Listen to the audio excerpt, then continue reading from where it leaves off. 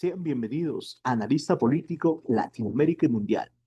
Hoy analizaremos desde las ciencias políticas y evitando tanto la adhesión partidaria como la descalificación ideológica los primeros días del gobierno colombiano del presidente Abelardo de la Espriella, quien asumió formalmente el poder el 7 de agosto de 2026. Nuestro corte documental llega exactamente hasta el 12 de agosto de 2026, hora de Colombia. Ese límite temporal es fundamental. Estamos analizando un gobierno con apenas algunos días de existencia. Por ello, sería metodológicamente incorrecto presentar como resultados estructurales lo que todavía son decisiones iniciales, señales políticas, nombramientos, discursos o anuncios.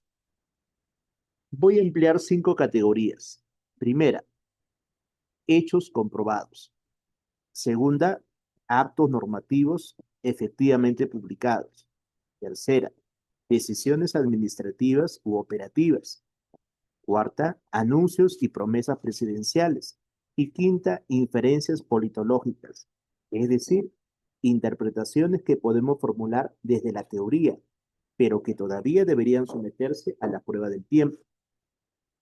Esta diferenciación es particularmente necesaria porque el nuevo gobierno había anunciado antes de asumir que tendría decenas de decretos preparados para sus primeras horas. Sin embargo, la reconstrucción de las primeras 48 horas mostró que la agenda inicial estuvo dominada por nombramientos, reuniones territoriales y asuntos de seguridad. Anteriormente, el catálogo oficial del Departamento Administrativo de la Presidencia registró decretos adicionales hasta el número 1169, fechado el 10 de agosto, fundamentalmente relacionados con decisiones administrativas y de personal. Por consiguiente, no confundiremos retórica presidencial con política pública, ni anuncio con decreto, ni operación militar con estrategia de seguridad consolidada, ni popularidad inmediata con legitimidad institucional permanente. En ciencia política, estas diferencias son fundamentales. Robert Dahl nos permite preguntar cuánto pluralismo y competencia política conserva el sistema. Guillermo O'Donnell nos obliga a distinguir una presidencia constitucional de una concepción delegativa del mandato. George Settles nos recuerda que ningún presidente gobierna en un vacío institucional. Congreso, cortes, gobiernos territoriales y otros actores funcionan como jugadores con capacidad de veto. Y Max Weber nos proporciona otra pregunta decisiva. ¿Cómo transforma un gobernante el poder político en autoridad legítima y capacidad estatal efectiva? Estas serán nuestras variables: legitimidad de origen, ejercicio del poder, relaciones civil-militares, seguridad, gobernabilidad, pluralismo, capacidad administrativa, política económica, política exterior, reacción ante crisis y respeto de los contrapesos democráticos. No voy a preguntarme si Abelardo de la Espriella me gusta o me disgusta. La pregunta científicamente relevante será otra. ¿Qué tipo de presidencia comienza a configurarse y qué evidencias tenemos realmente para sostenerlo? Comencemos por la legitimidad electoral. La segunda vuelta presidencial enfrentó las fórmulas de Iván Cepeda y Aída Quilpué, por una parte, y Abelardo de la Espriella y José Manuel Restrepo, por otra. La registraduría documentó oficialmente esas dos fórmulas para la elección del 21 de junio de 2026. De la Espriella venció en una elección muy estrecha. Reuters situó la diferencia alrededor de un punto porcentual. Esto produce una primera característica del mandato: legalidad electoral clara, pero una sociedad electoralmente muy dividida. Una victoria estrecha no disminuye jurídicamente la autoridad presidencial. Un presidente elegido por 51% posee las mismas atribuciones constitucionales que uno elegido por 60. Sin embargo, desde la ciencia política sí modifica las condiciones de gobernabilidad. Cuanto más estrecho es un resultado, mayor es la necesidad de distinguir entre mayoría electoral suficiente para gobernar y consenso social suficiente para transformar estructuralmente el país. Robert Toll diría que una democracia requiere que quienes ganan puedan gobernar, pero también que quienes pierden puedan continuar organizándose, compitiendo y aspirando legítimamente a gobernar después. Aquí aparece uno de los primeros indicadores que deberemos vigilar durante 2026-2030. ¿El gobierno interpretará la victoria como autorización para ejecutar su programa dentro de los límites institucionales o interpretará la victoria como una delegación prácticamente ilimitada del pueblo frente a quienes considera responsable de la crisis anterior? Esta segunda posibilidad se relacionaría con la conocida categoría de democracia delegativa de Guillermo O'Donnell. Presidentes elegidos democráticamente que tienden a considerar que su legitimidad electoral los habilita para situarse políticamente por encima de intermediarios y controles institucionales.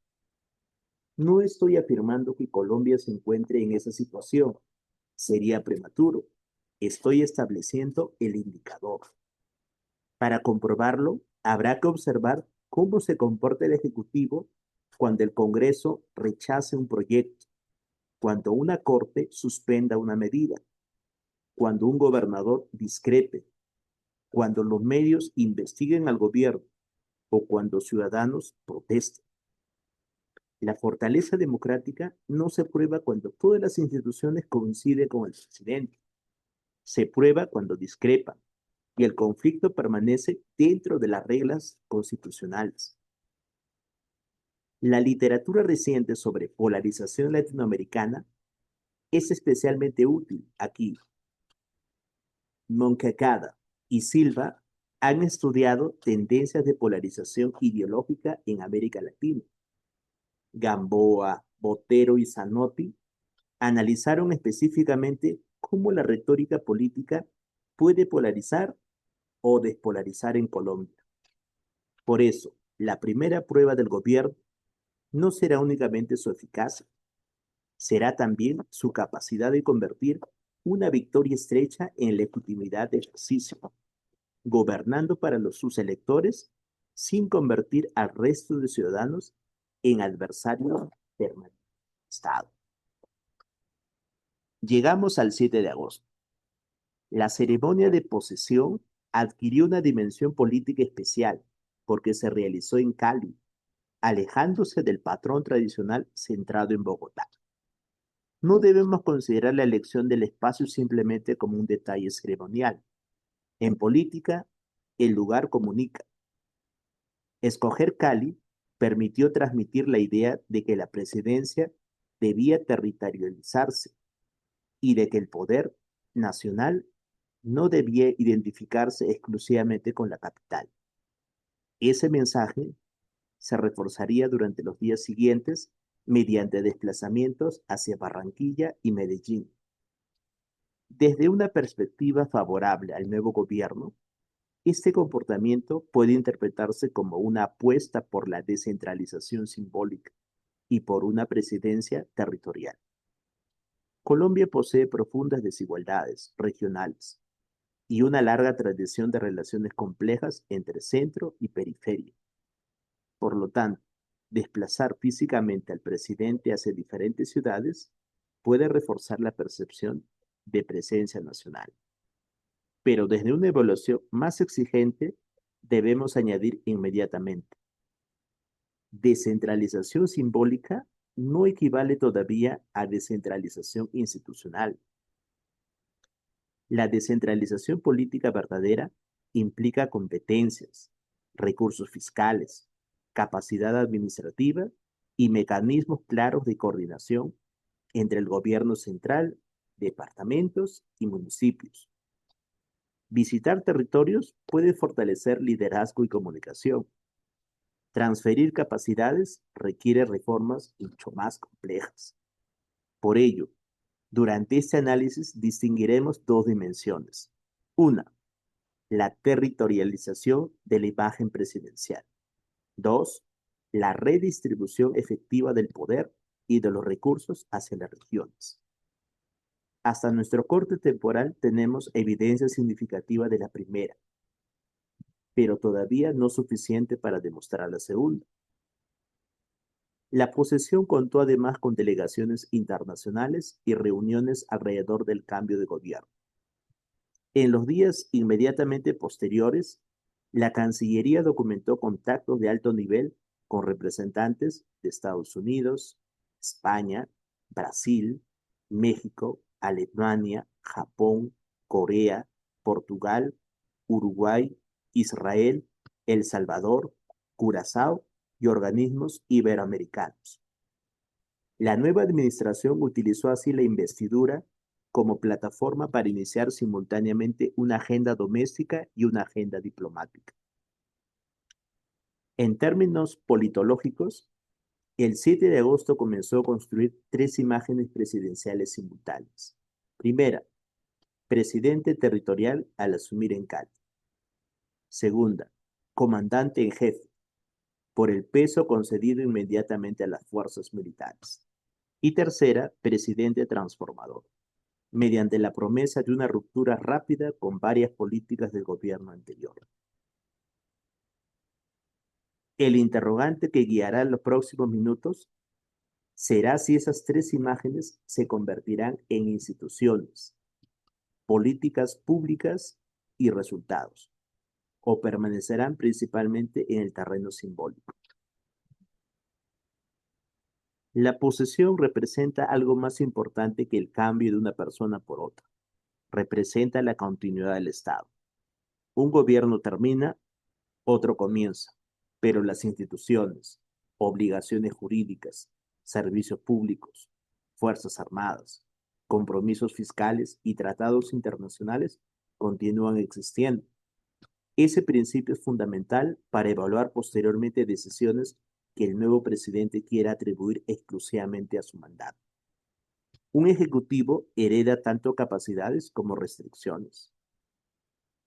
La ceremonia, por tanto, debe interpretarse desde una doble lógica. Hay ruptura política porque cambia el programa gubernamental, pero existe continuidad estatal porque la autoridad que recibe el presidente está jurídicamente delimitada antes de su llegada. Esto significa que el jefe de Estado no crea el Estado el día de su posesión. Recibe temporalmente competencias constitucionales que deberá ejercer durante un periodo determinado. Ese principio es uno de los fundamentos de una república constitucional.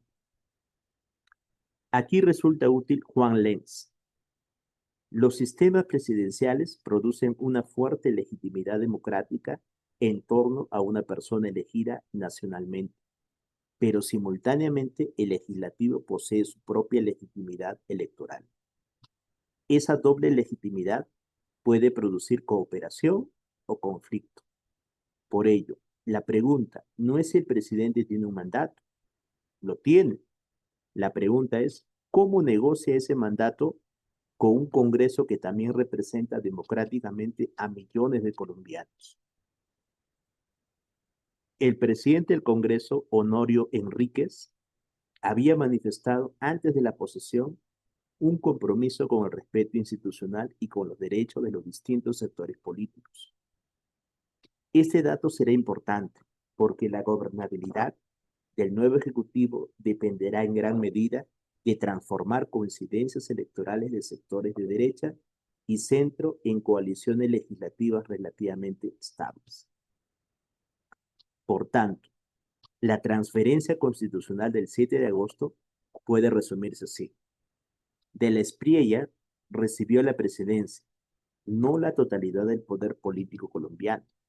El Congreso conserva sus facultades, las Cortes conservan las suyas, los gobiernos territoriales conservan competencias, Los organismos de control permanecen, la oposición conserva derechos y la ciudadanía conserva libertades políticas.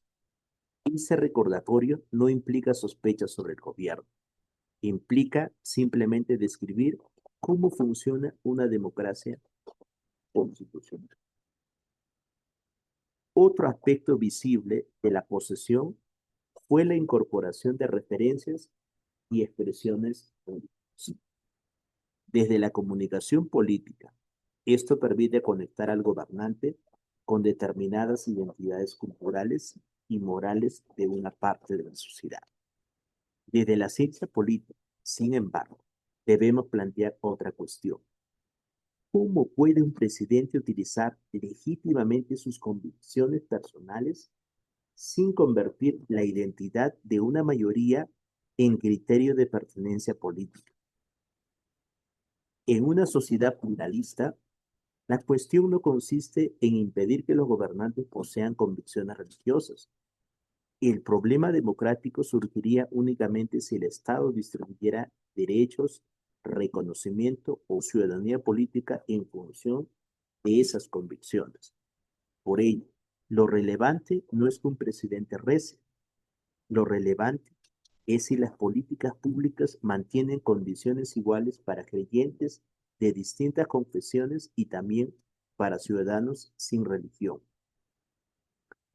Cosmos y Cristóbal Rovira Caldwell han explicado que el populismo suele construir una división moral entre un pueblo verdadero y unas élites o adversarios considerados corruptos.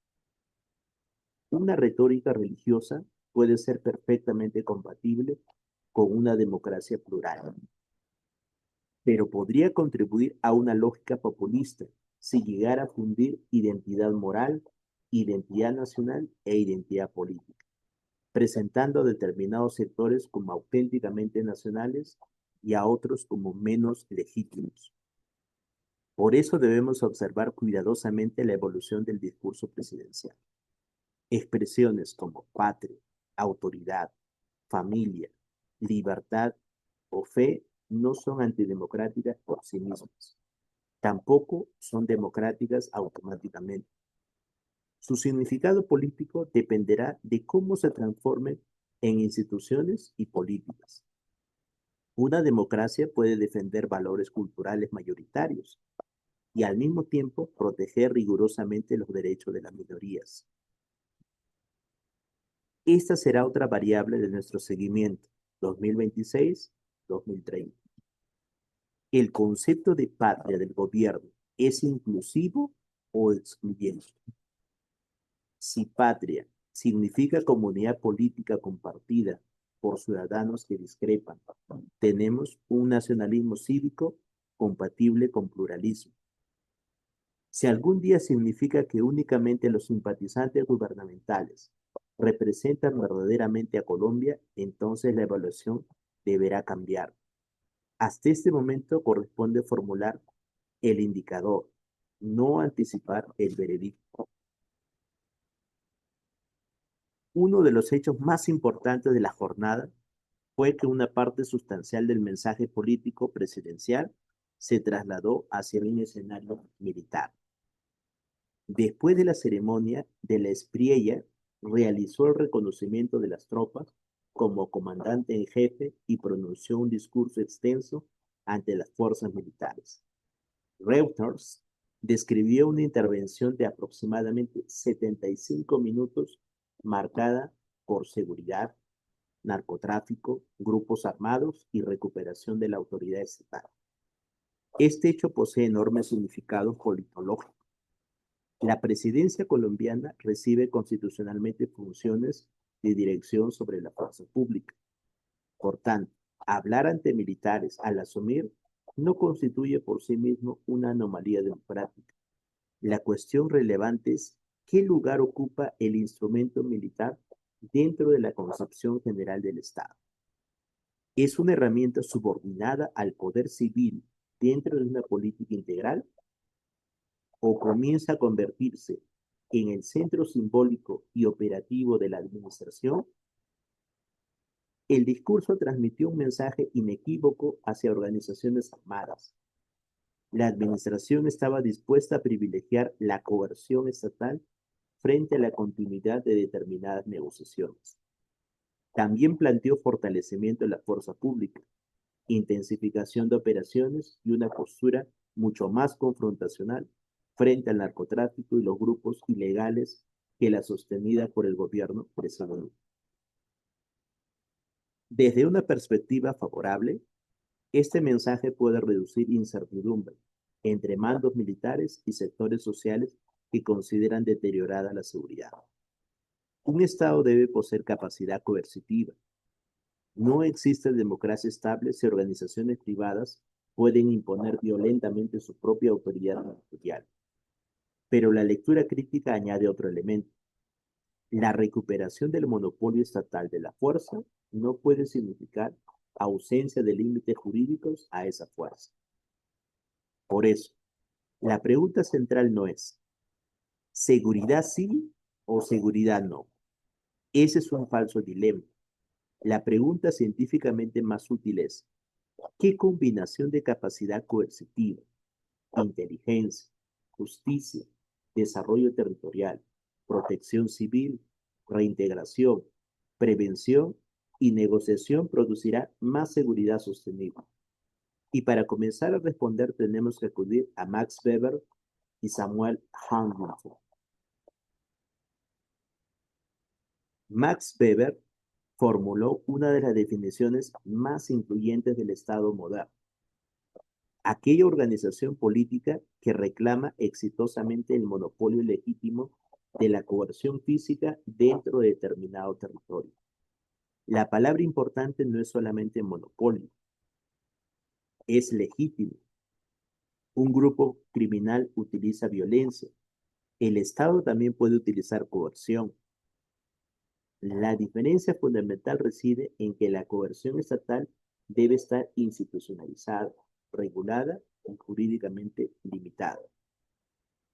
Desde este enfoque, la prioridad de la Espriella por reconstruir capacidad coercitiva puede ser interpretada como un proyecto clásico de fortalecimiento estatal. En territorios donde organizaciones ilegales ejercen autoridad, cobran rentas, controlan economías y disciplinan comunidades, el Estado tiene un problema de soberanía efectiva. La investigación reciente sobre Colombia demuestra precisamente que la autoridad armada puede competir localmente con el Estado y generar formas alternativas de legitimidad. Samuel Huntington introduce, sin embargo, una segunda dimensión: las relaciones civil-militares. Una democracia necesita fuerzas profesionales, efectivas y suficientemente equipadas, pero sometidas al mando político civil y separadas de la competencia partidaria. Un presidente puede fortalecer materialmente a sus fuerzas y simultáneamente fortalecer el control democrático. Las dos cosas no son contradictorias. El problema aparecería si militares fueran convertidos en árbitros políticos o en una base partidaria del Ejecutivo. La investigación contemporánea de Jackie Toss sobre populismo y relaciones civil-militares añade otra advertencia. Ciertos liderazgos pueden utilizar las instituciones militares como recursos simbólicos para reforzar autoridad personal. Nuevamente, no afirmo que esto ya ocurre en Colombia, simplemente establezco una hipótesis comprobable. Deberemos observar nombramientos, ascensos, autonomía profesional, obediencia constitucional, participación de uniformados en controversias políticas y relación entre instituciones militares y oposición. La evaluación imparcial debe reconocer dos riesgos opuestos. Un Estado excesivamente débil frente a organizaciones armadas pone en peligro derechos ciudadanos. Un Estado coercitivamente fuerte, pero insuficientemente controlado, también puede ponerlos en peligro. Por eso, el estándar democrático es doble: capacidad estatal suficiente y controles institucionales suficientes. Ese será el marco con el que analizaremos la doctrina de seguridad del nuevo gobierno. Las palabras orden, autoridad y libertad ocuparon un lugar central en la narrativa inaugural. En ciencia política debemos evitar la caricatura. El orden no es necesariamente autoritarismo. La autoridad no es necesariamente abuso. La libertad tampoco es monopolio de ninguna posición ideológica. Todo régimen democrático necesita cierto grado de orden, porque los ciudadanos no pueden ejercer plenamente sus libertades cuando viven bajo extorsión, secuestro, desplazamiento o control armado. El desafío consiste en determinar qué clase de orden. Existe orden constitucional basado en reglas generales y derechos, y puede existir orden puramente coercitivo, basado en obediencia sin suficientes garantías.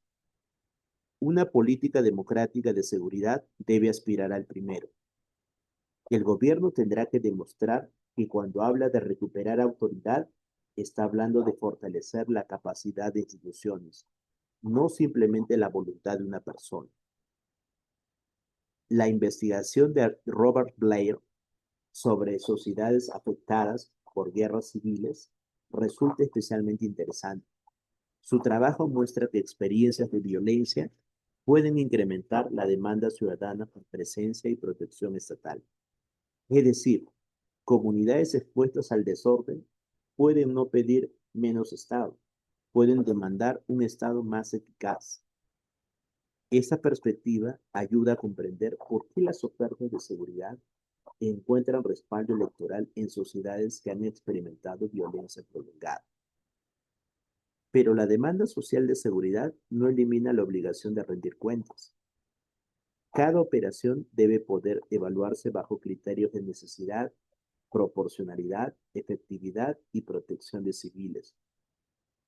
Asimismo, si el gobierno presenta estadísticas de capturas, bajas o incautaciones, habrá que complementarlas con indicadores más amplios: homicidios, extorsiones, desplazamientos, reclutamiento, control territorial, economías ilegales y confianza institucional. Porque matar o capturar dirigentes armados puede producir éxitos tácticos y aún así no resolver el problema estratégico. Una organización puede fragmentarse, pueden surgir sucesores, puede desplazarse geográficamente, puede transformarse la economía criminal. Por eso, analizaremos los resultados no únicamente preguntando cuántos objetivos fueron neutralizados, sino preguntando, ¿aumentó realmente la capacidad del Estado para gobernar el territorio después de la operación? El nuevo gobierno ha señalado una ruptura sustancial con la estrategia precedente frente a grupos armados y cultivos ilícitos. Durante el primer Consejo de Seguridad realizado en Cali, se discutieron mecanismos relacionados con erradicación y sustitución de coca, así como posibilidades de aspersión aérea, fortalecimiento militar de alta montaña y articulación regional de seguridad. Aquí debemos evitar otra falsa dicotomía. El narcotráfico no es solamente un problema agrícola, tampoco es solamente un problema policial, es una economía política. Incluye cultivos, procesamiento, rutas, lavado de activos, redes transnacionales, corrupción, control armado y ausencia estatal. Una estrategia concentrada exclusivamente en destruir cultivos puede desplazar el problema. Una estrategia concentrada exclusivamente en sustitución económica puede fracasar si grupos armados mantienen coerción territorial. La investigación de Clara Voivodic sobre el legado del orden rebelde en Colombia muestra precisamente que la desaparición o debilitamiento de una organización no produce automáticamente autoridad estatal sólida. Las instituciones locales pueden conservar efectos de antiguos órdenes armados.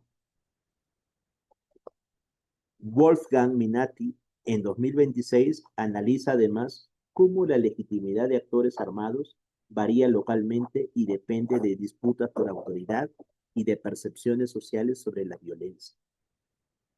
Esto produce una conclusión fundamental. Recuperar territorio no significa únicamente introducir tropas. Implica que después de las tropas lleguen justicia, escuelas, carreteras, salud, mercados legales, protección de líderes sociales y administración pública. Si el Estado puede entrar militarmente, pero no permanecer institucionalmente, otros actores pueden ocupar nuevamente el vacío. Por eso, el éxito de la política de seguridad de la Espriella deberá medirse a largo plazo, mediante una ecuación más compleja. Coerción legítima más justicia, más administración, más oportunidades legales, más legitimidad local. Si una de esas dimensiones falta, la política puede producir victorias tácticas, pero dificultades estratégicas. Esta será una de las principales pruebas del periodo 2026-2020. Pasemos ahora de los discursos a los documentos. El 7 de agosto se expidieron decretos fundamentales para poner en funcionamiento la nueva administración. Entre ellos aparece el nombramiento de Carlos Andrés Ríos Puerto en la dirección del Departamento Administrativo de la Presidencia, Andrés Bernardo Barreto González en la Secretaría Jurídica y Nicolás Gómez Arenas como jefe de despacho. El decreto 1136 formalizó el gabinete ministerial. El gabinete quedó integrado, entre otros, por Rodrigo Lara Restrepo en Interior, Omar Bula Escobar en Relaciones Exteriores, Miguel Gómez Martínez en Hacienda, Iván Cancino González en Justicia, Jorge Eduardo Mora López en Defensa, Indalecio Tangón Vaquero en Agricultura, Ana María Vesga Gaviria en Salud y Natalia López Fuentes en Trabajo. Son nombramientos jurídicamente relevantes porque convierten las designaciones previamente anunciadas en autoridad administrativa efectiva. También fueron nombrados María Noemí Arboleda en Minas y Energía, Mauricio Gómez Amí en Comercio, Vivian Morales en Educación, Fabio Arjona en Ambiente, Jaime Andrés Beltrán en Vivienda, Alexandra Falla en Tecnologías de la Información, Elsa Noguera en Transporte, Paola Holguín en Culturas, Juliana Gutiérrez en Deporte y Claudia Benavides en Ciencia, Tecnología e Innovación. Posteriormente se formalizaron otros puestos presidenciales, incluyendo la estructura de comunicaciones. Y al 10 de agosto, el catálogo oficial del DAPRE mostraba decretos hasta el número 1169, con nuevas decisiones administrativas, aceptaciones de renuncias, terminaciones de encargos y nombramientos. Esto corrige una interpretación demasiado simplista según la cual el gobierno no decretó nada. Lo correcto es decir, durante las primeras 48 horas no apareció la batería de grandes decretos de política pública anunciada. Sí existieron decretos de organización y personal, y posteriormente continuó la producción administrativa. Esto es importante porque los nombramientos constituyen política en un sentido amplio. Un presidente gobierna mediante personas y organizaciones. El perfil de sus ministros revela prioridades, redes, experiencia técnica y equilibrio político. Sin embargo, un gabinete impresionante sobre el papel no garantiza capacidad estatal. La verdadera prueba comienza cuando ministros diferentes tienen que coordinar presupuesto, regulación, Congreso, regiones y burocracias que no fueron creadas el 7 de agosto. Uno de los contrastes más interesantes entre campaña y gobierno apareció inmediatamente. Antes de asumir, se había construido la expectativa de una ofensiva normativa, alrededor de 70 decretos que permitirían imprimir velocidad a la transformación. Sin embargo, durante las primeras 48 horas, las principales normas publicadas fueron nombramientos, mientras la agenda presidencial se desplazaba territorialmente. Esto puede interpretarse de dos formas. Una crítica diría, existe una primera brecha entre promesa y ejecución. Una interpretación alternativa diría, el nuevo gobierno optó por no sacrificar procedimientos administrativos ni convertir el simbolismo del primer día en una carrera indiscriminada por firmar documentos. Todavía no contamos con información suficiente para determinar cuál explicación será más correcta. Lo que sí podemos afirmar es que algunas medidas anunciadas el día inaugural, como determinadas decisiones de congelamiento del gas y categorización frente a organizaciones armadas, todavía no aparecían formalizadas durante ese primer tramo. La diferencia importa jurídicamente. Un presidente puede anunciar intención. Solo cuando el instrumento correspondiente es expedido podemos analizar contenido, competencia, alcance, controles y posibles impugnaciones. Desde la teoría de la gobernanza, Francis Fukuyama diferencia capacidad estatal de simple existencia formal de reglas. Un Estado eficaz necesita burocracias que implementen decisiones. Por eso, un gobierno puede producir muchísimos decretos y poseer escasa capacidad de ejecución. También puede producir menos normas y ejecutarlas eficazmente. El número de decretos por sí solo no constituye un indicador suficiente de buen gobierno. Esta será una regla permanente de nuestro seguimiento. No mediremos a De la Espriella por cuántas páginas firma. Lo mediremos por la combinación de legalidad, implementación y resultados. Y tampoco castigaremos automáticamente una demora administrativa si ésta corresponde a controles, revisión técnica o procedimientos necesarios. La ciencia política debe resistir la tentación de convertir velocidad en sinónimo automático de eficacia. Terminada la posesión, el presidente encabezó un consejo de seguridad en Cali, que se prolongó hasta aproximadamente la 1:30 de la madrugada del día siguiente. Participaron autoridades territoriales y se examinaron asuntos de seguridad del suroccidente. Posteriormente, de la Espriella se trasladó a Barranquilla y encabezó allí una reunión de orden público relacionada con la seguridad del Caribe. En Barranquilla también revisó planes para una sede presidencial alternativa. Después, durante el domingo, apareció públicamente en Medellín durante actividades de la Feria de las Flores. Tenemos así tres ciudades, Cali, Barranquilla y Medellín, ocupando el centro de la agenda inicial. Desde comunicación política, esto es extremadamente coherente con el mensaje de gobernar desde las regiones. Pero aparece una cuestión institucional interesante. Colombia es un estado unitario con descentralización administrativa y política. Si las sedes alternas sirven para acercar coordinación nacional a los territorios, pueden ser herramientas de gobernanza. Si se convierte fundamentalmente en escenarios de comunicación y personalización presidencial, su efecto administrativo será menor. La distinción solo podrá comprobarse analizando frecuencia, costos, decisiones adoptadas y resultados territoriales. También debemos vigilar la selección geográfica. Un presidente territorial no debería limitar su presencia a regiones políticamente afines. La prueba más interesante será verlo gobernar territorios donde recibió menos votos, trabajar con gobernadores y alcaldes opositores y distribuir recursos mediante criterios públicos. Ahí podremos diferenciar descentralización republicana de territorialización electoral del poder. Hasta ahora, por tanto, existe una señal clara de regionalización presidencial, pero el juicio permanece abierto. Durante los próximos meses habrá que revisar presupuesto regional, regalías, inversión, seguridad territorial y mecanismos de coordinación. La descentralización se demuestra menos con fotografías del presidente viajando y más con instituciones territoriales capaces de solucionar problemas cuando el presidente no está presente.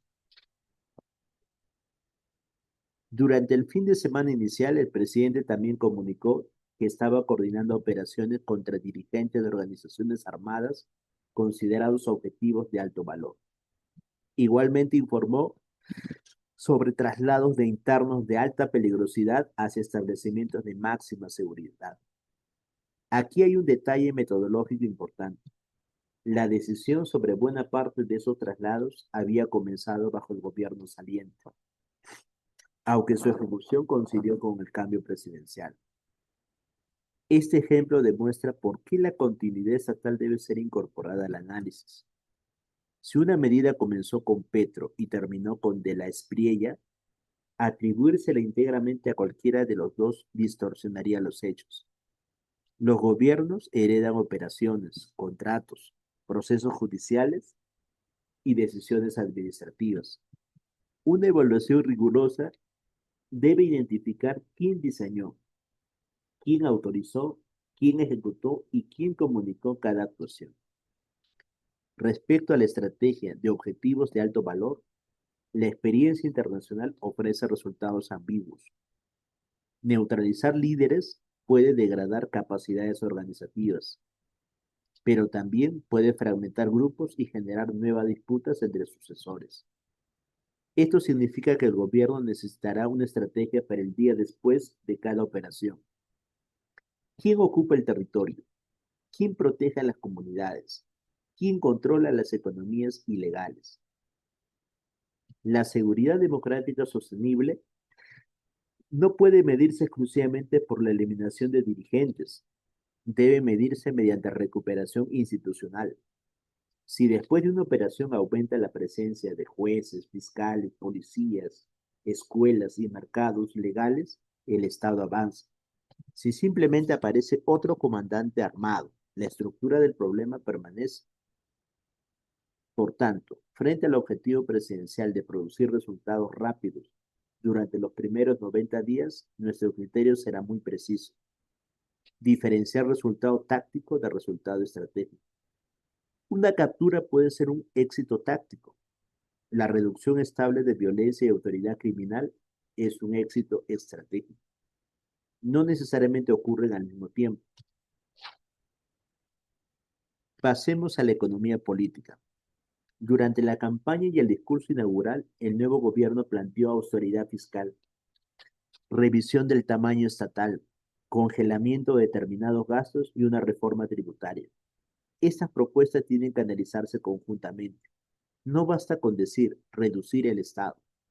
Hay que preguntar qué Estado, qué organismo, qué funciones, qué trabajadores, qué gastos y qué consecuencias.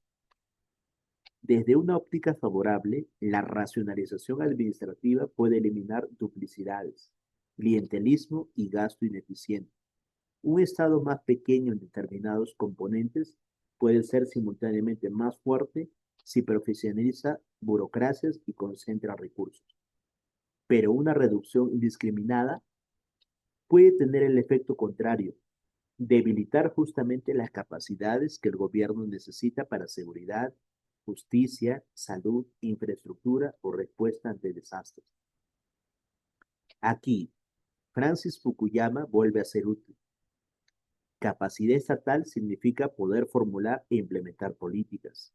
Por ello, el tamaño del aparato público y su calidad no son exactamente lo mismo. Podemos tener un Estado grande y débil. Podemos tener uno relativamente compacto, pero altamente profesional. La verdadera discusión debería centrarse en capacidad, eficiencia y rendición de cuentas, no únicamente en número de oficinas o funcionarios.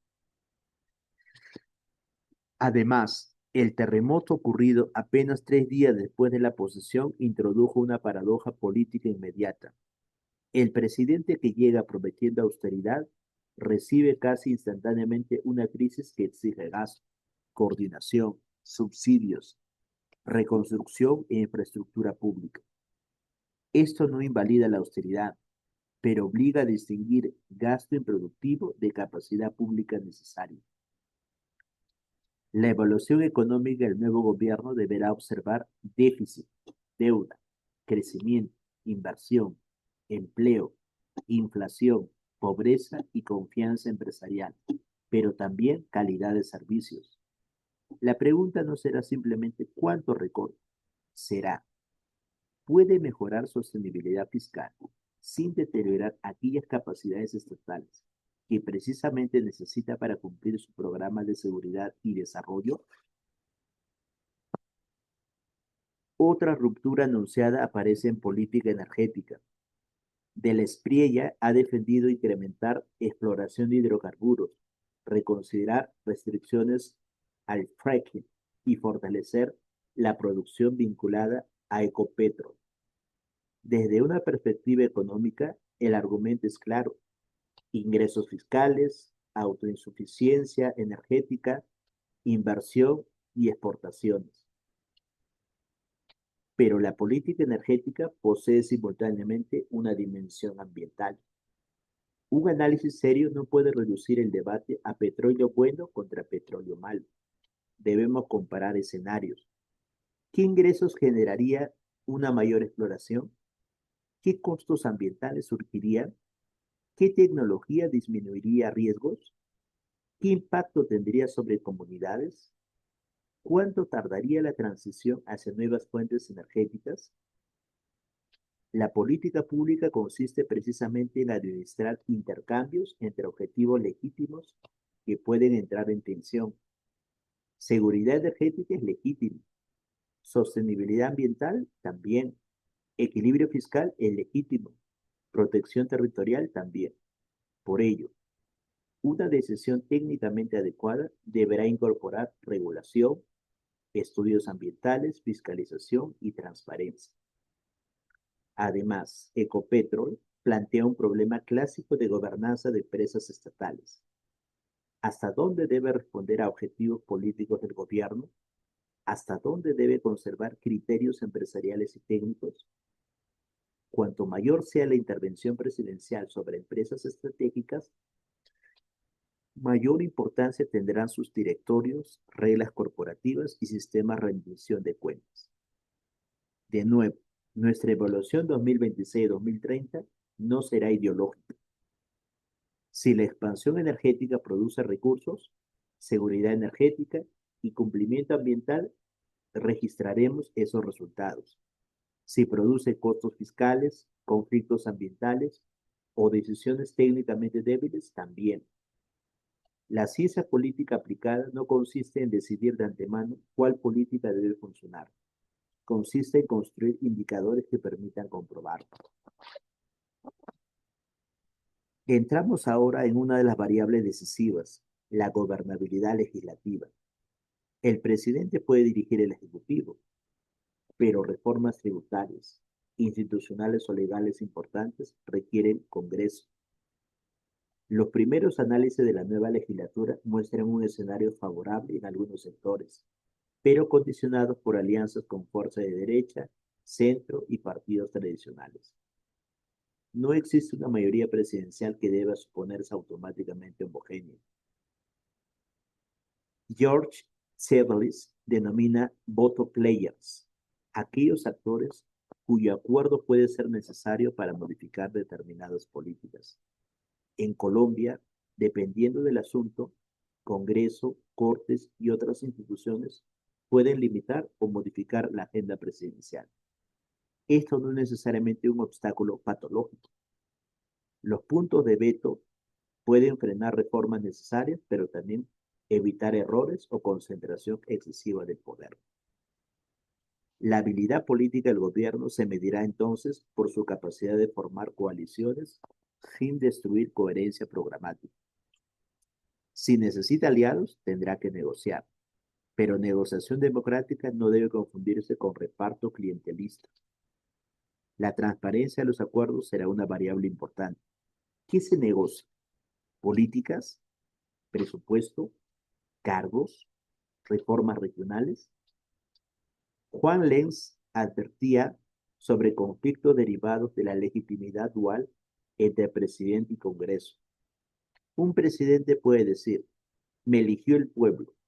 Un congresista puede responder exactamente lo mismo.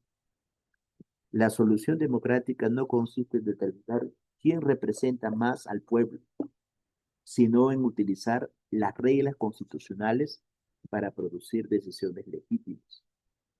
Por eso, si el Congreso modifica una propuesta del gobierno, no significará necesariamente que esté bloqueando al país. Y si aprueba una reforma gubernamental, tampoco significa que se haya convertido en subordinado. Lo que debemos observar es la calidad de la deliberación, estabilidad de coaliciones, transparencia y respeto por la oposición. Allí comenzará a definirse la gobernabilidad real de la espriella. La oposición merece una sección independiente porque no es un accidente incómodo de la democracia, es parte de su arquitectura. En una democracia, la oposición crítica, investiga, protesta, presenta alternativas y aspira a reemplazar electoralmente al gobierno.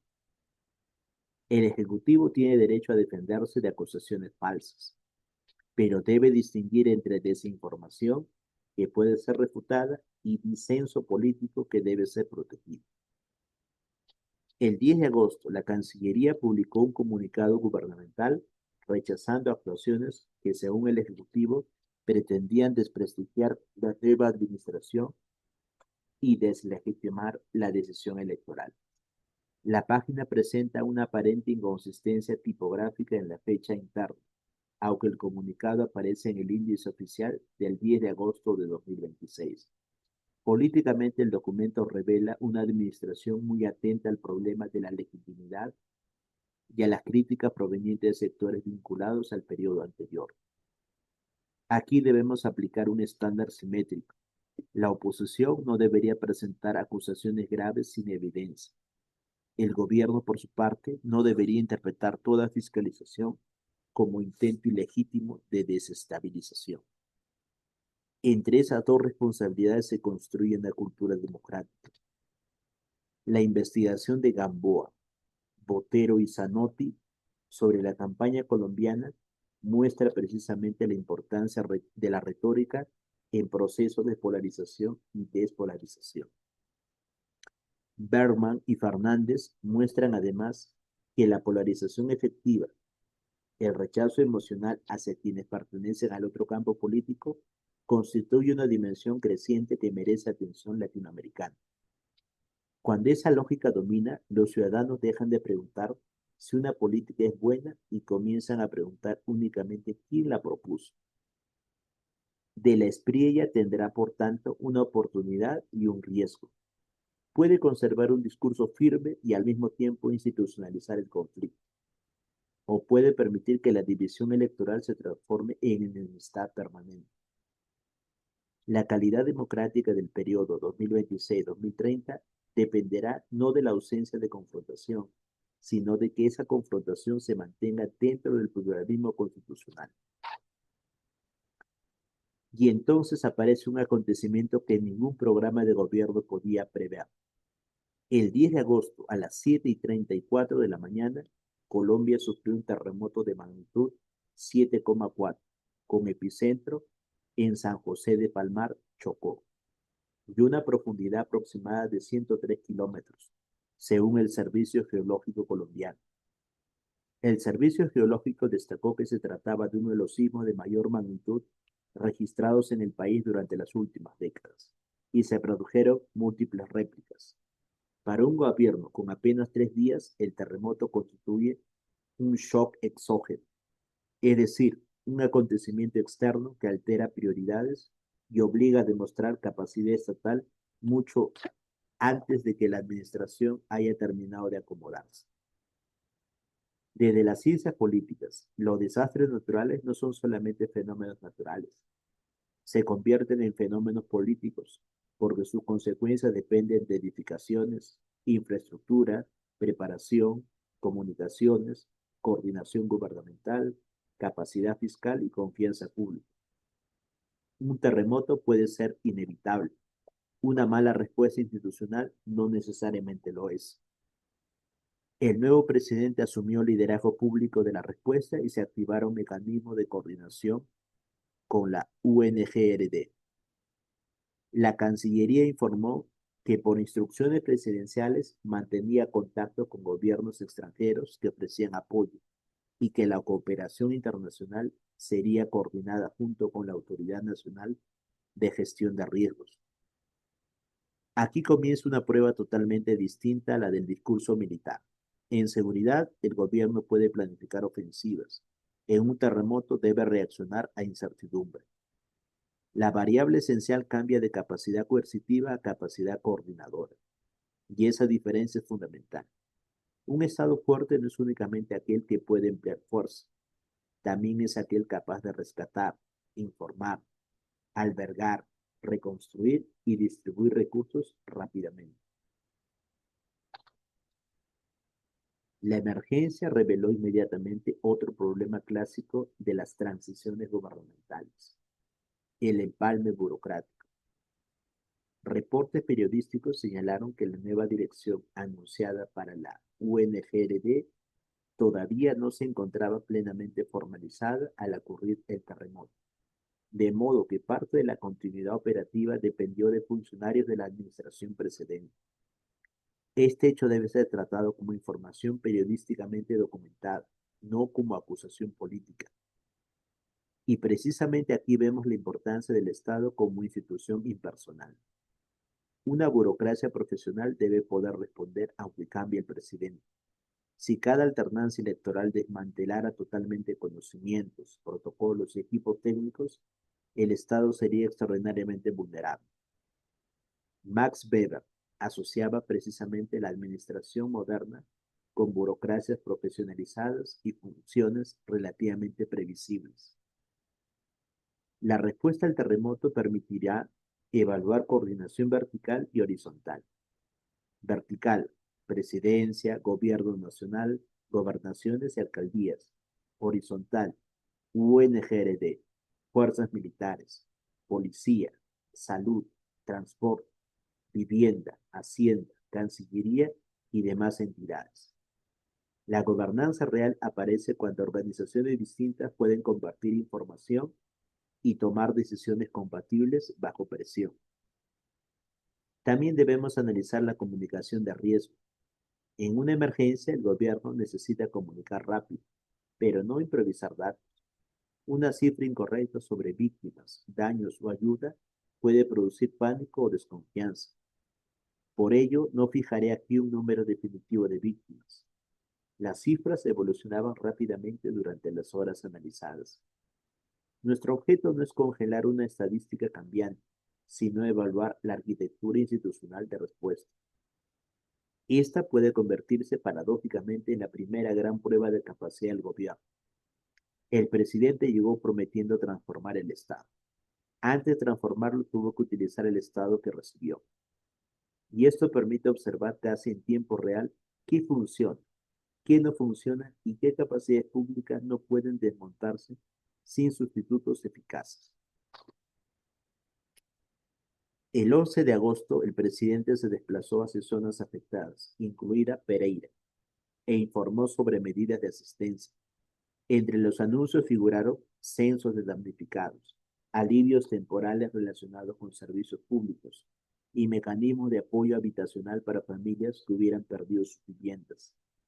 Al momento de nuestro corte, deben tratarse como medidas anunciadas y en proceso de implementación, no todas como normas definitivamente reglamentadas. Aquí surge un dilema distributivo. Toda reconstrucción determina quién recibe recursos primero, cuánto recibe, bajo qué criterios y por cuánto tiempo. Es decir, incluso una política humanitaria posee dimensión política. La legitimidad dependerá de que la asignación se base en necesidad verificable y no en afinidad partidaria o visibilidad mediática. Un buen indicador será la transparencia del censo, otro será la trazabilidad de los recursos, otro la velocidad de reconstrucción, otro la participación de gobiernos locales y otro la capacidad de atender zonas rurales menos visibles. Los desastres suelen revelar desigualdades territoriales que existían antes del acontecimiento natural. El terremoto también plantea una tensión con el programa fiscal. Austeridad no puede significar incapacidad para responder a una emergencia. Al mismo tiempo, una emergencia no debería convertirse en justificación para gastos sin controles. Aquí nuevamente necesitamos dos principios simultáneos: flexibilidad para actuar y controles para evitar corrupción. Por eso, la reconstrucción deberá evaluarse durante meses y años, no por el número de visitas presidenciales, sino por viviendas reconstruidas, infraestructura recuperada, servicios restablecidos y recursos correctamente ejecutados. Si el gobierno consigue transformar una crisis tan temprana en un ejercicio de coordinación transparente, fortalecerá su legitimidad. Si falla, el terremoto podría convertirse en una temprana vulnerabilidad administrativa. Mientras el gobierno atendía la emergencia, continuó simultáneamente la agenda de seguridad.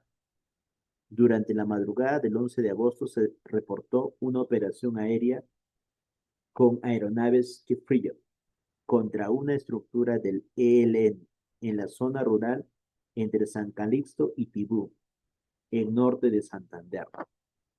Medios colombianos la describieron como el primer bombardeo de esta naturaleza bajo la nueva presidencia. La coincidencia temporal es políticamente significativa. Un Estado nunca enfrenta un solo problema. Mientras responde a un terremoto, continúan narcotráfico, grupos armados, economía, diplomacia y administración cotidiana. Esto revela la diferencia entre campaña y gobierno. La campaña selecciona temas. El Estado recibe todos los problemas simultáneamente. La operación debe evaluarse mediante estándares claros. Primero, objetivo militar verificado. Segundo, inteligencia suficiente. Tercero, proporcionalidad. Cuarto, protección de civiles. Quinto, evaluación posterior independiente. Sexto, impacto estratégico. Séptimo, transparencia compatible con necesidades legítimas de seguridad operacional. Si aparecen denuncias sobre posibles afectaciones civiles, deben investigarse. No corresponde asumir automáticamente culpabilidad del gobierno. Tampoco corresponde descartarlas automáticamente por provenir de críticos. Una democracia profesionaliza sus fuerzas precisamente porque posee procedimientos capaces de investigar operaciones sin convertir toda investigación en ataque político. Esta será una prueba clave de las relaciones civil-militares. De la Espriella ha ofrecido respaldo político fuerte a la fuerza pública. Ese respaldo puede aumentar moral y capacidad. Pero el mejor respaldo institucional a unas fuerzas profesionales consiste también en preservar controles, reglas operativas y mecanismos de responsabilidad. Fuerzas fuertes y fuerzas responsables no son objetivos contradictorios. La política exterior produjo algunas de las decisiones más claramente verificables durante estos primeros días.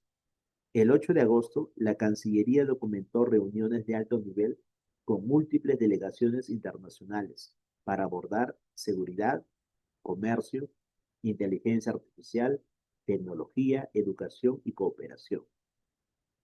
El 10 de agosto llegó un giro mucho más sustantivo. El gobierno colombiano anunció oficialmente el reconocimiento de soberanía israelí sobre los altos del Golán, indicando que la decisión correspondía a un compromiso adquirido bilateralmente el 8 de agosto. Independientemente de que alguien apoye o rechace esta posición, estamos ante una decisión formal de política exterior, no simplemente ante una frase de campaña.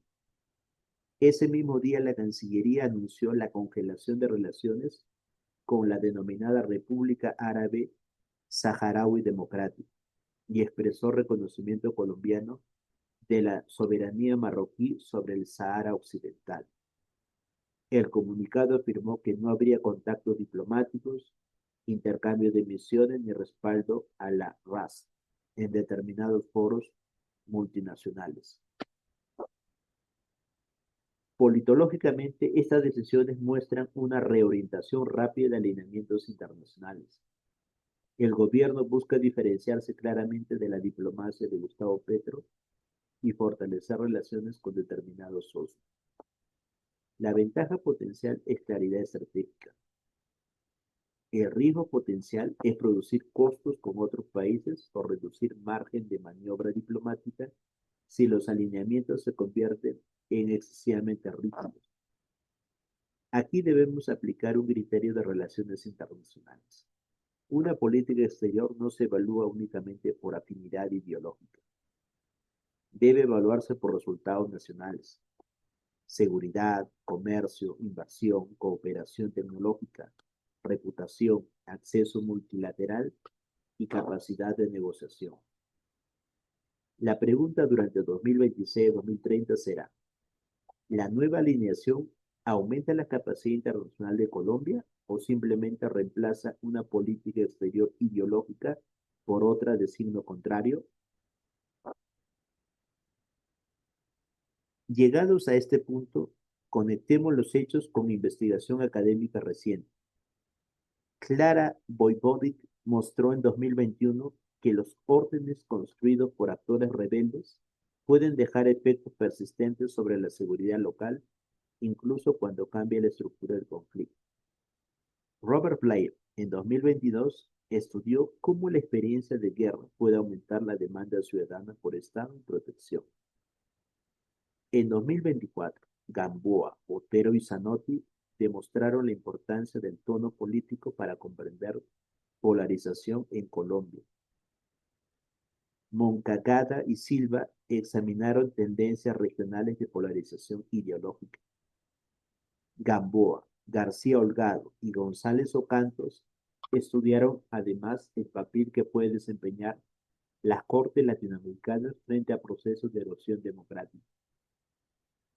Son investigaciones especialmente útiles para analizar cómo se relacionará el nuevo ejecutivo con adversarios y contrapesos. En 2025, Fairchild y sus coautores analizaron las preferencias cotidianas de paz en Colombia y mostraron la importancia de conectar grandes acuerdos nacionales con prioridades locales. Berman y Fernández estudiaron la polarización efectiva latinoamericana. Esos trabajos recuerdan que seguridad y paz no pueden evaluarse únicamente desde Bogotá ni únicamente a través de negociaciones entre élites. En 2026, Rodrigo Barrenechea y Silva Otero Bajamón utilizaron un realineamiento político colombiano, desde viejos salvajes vinculados a guerra y paz hacia conflictos crecientemente relacionados con redistribución.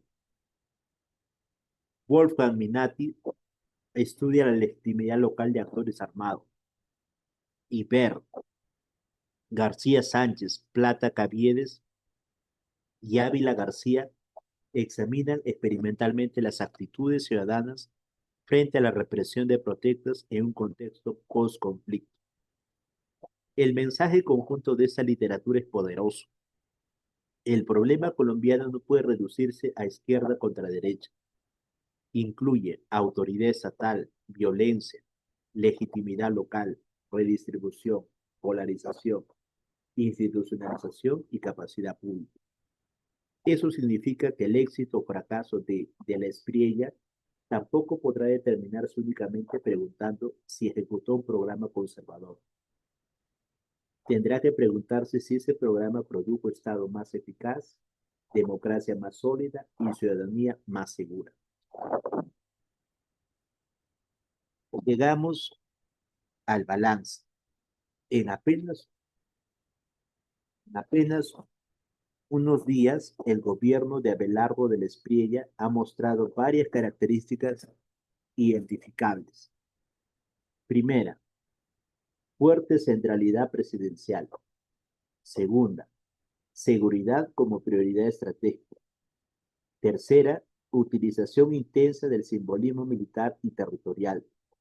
Cuarta, voluntad de ruptura con políticas del gobierno anterior. Quinta, reorganización rápida del Ejecutivo. Sexta, marcada reorientación diplomática. Y séptima, una inesperada prueba temprana de capacidad estatal provocada por el terremoto. Entre las fortalezas potenciales podemos identificar claridad de agenda, rapidez para ocupar políticamente el territorio, respaldo inequívoco a las instituciones de seguridad, formalización inicial del gabinete, activismo diplomático y capacidad presidencial para modificar rápidamente prioridades ante una emergencia. Pero estas son fortalezas potenciales, necesitan transformarse en resultados.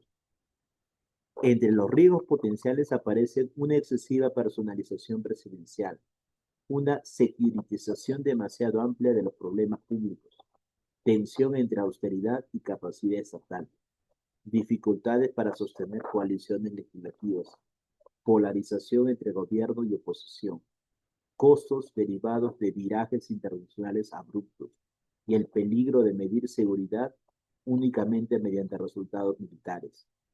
Nuevamente, son riesgos, no hechos consumados.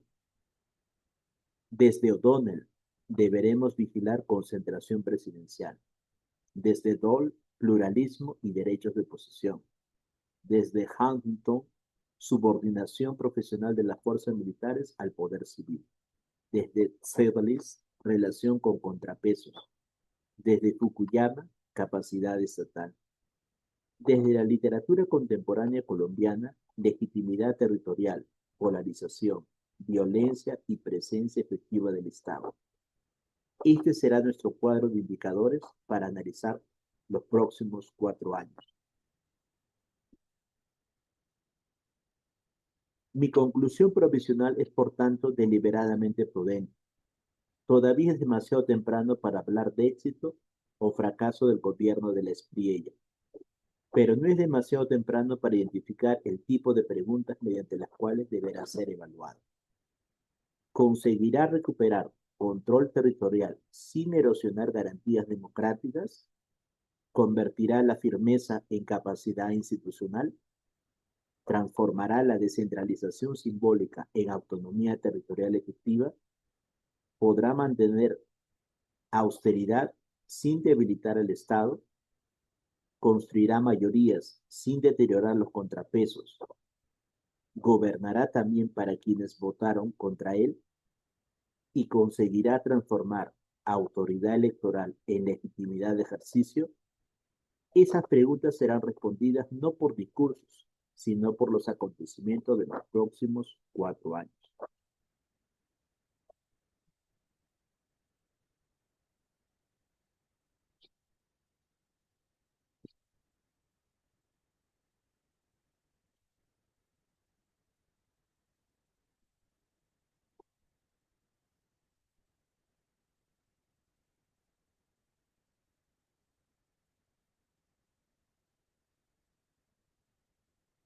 Llegamos así a la parte final de nuestro análisis.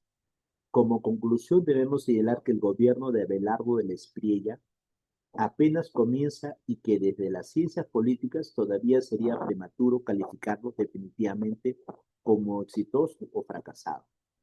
Lo que sí podemos hacer es identificar las variables que permitirán evaluarlo objetivamente durante los próximos meses y años. Habrá que observar si su política de seguridad logra recuperar efectivamente el control territorial sin debilitar las garantías constitucionales, si su liderazgo presidencial se transforma en instituciones eficaces, si consigue gobernabilidad respetando el Congreso, las Cortes y la oposición, y si sus decisiones económicas, sociales y diplomáticas producen resultados verificables para Colombia. La reflexión final que quiero dejarles es esta. La verdadera fortaleza de un gobierno democrático no se demuestra únicamente mediante discursos firmes, sino mediante su capacidad para convertir el poder recibido en seguridad con legalidad, autoridad con responsabilidad, desarrollo con equidad e instituciones capaces de servir a toda la ciudadanía. Y queda abierta una pregunta fundamental. ¿Logrará Abelardo del Espriella fortalecer el Estado colombiano sin debilitar los contrapesos que sostienen su democracia? Ahora quiero conocer también la opinión de ustedes. Déjenme en los comentarios su propio análisis. ¿Cómo evalúan estos primeros días del gobierno colombiano 2026-2030? ¿Consideran acertada su nueva política de seguridad? ¿Creen que esta orientación fortalecerá la institucionalidad colombiana? Los estaré leyendo. Si considera que este análisis puede contribuir a un debate político informado, compartan este video con sus familiares, amigos, colegas y contactos. Y si todavía no se han suscrito, los invito a suscribirse a nuestro canal, activar la campanita de notificaciones y acompañarnos en nuestros próximos análisis. Recuerden, aquí no buscamos decirles qué pensar, analizamos los hechos, contrastamos las evidencias y ofrecemos herramientas para que ustedes construyan sus propias conclusiones. Soy su analista de Analista Político Latinoamérica y Mundial. Muchísimas gracias por acompañarnos. Hasta nuestro próximo análisis.